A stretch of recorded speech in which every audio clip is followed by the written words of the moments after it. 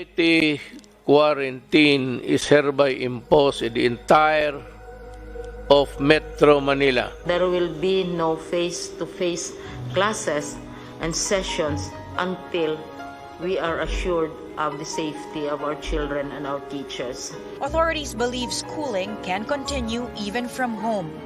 Incumbent Secretary of Education of the Philippines, Leonor Briones, once said that education must continue, even in times of crisis, whether it be a calamity, disaster, emergency, quarantine, or even war.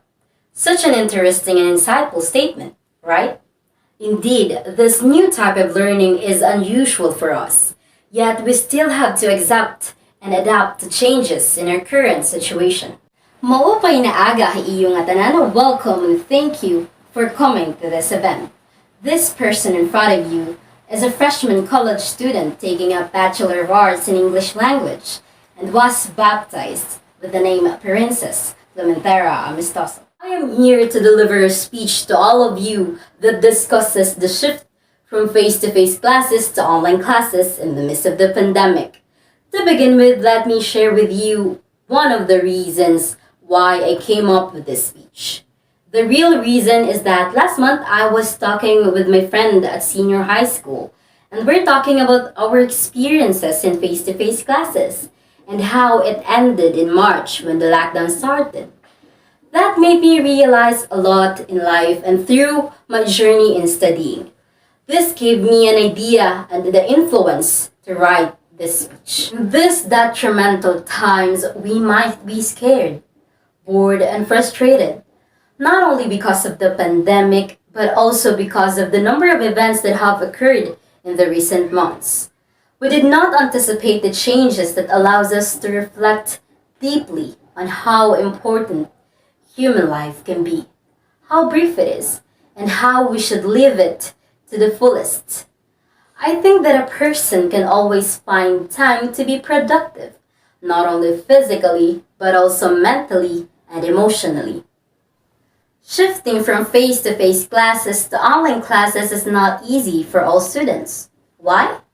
Simply because those unfortunate students are unable to join and participate in the class for a variety of reasons, including a lack of resources, a poor internet connection, and access to digital devices.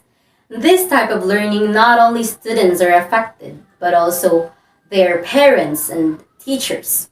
According to the research, a comparison of the current global ICT situation in the Philippines shows that the country's internet infrastructure lags behind the contemporary developing countries in Asia, particularly in terms of internet connectivity, according to Salak and Kim year 2016.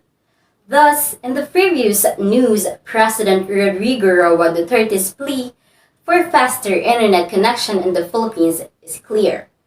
On the other hand, online learning is an effective alternative to face-to-face classes because it gives us protection from acquiring the virus from this pandemic. However, online learning in the Philippines is not and will never be a good option for other people for several reasons. One of those is that Philippines is one of the poorest countries. According to the Human Development Report in 2019, we rank 106th out of 189 countries around the world. With that being said, most of the citizens in the Philippines are poor. So online learning will definitely cost a lot, especially since this new normal will acquire gadgets such as smartphones, laptops, internet connections, and etc. Those things are another burden to other Filipino families. Online classes are not what we traditionally use to learn, but they are the best alternative way to cope and continue our studies despite the pandemic we're all facing nowadays. This crisis that we're all experiencing is not a hindrance to our learning. It's just a challenge to us. Remember that we, the new generation, are the future of our nation. So continue striving, continue learning. This is not the end of our journey. We have just started.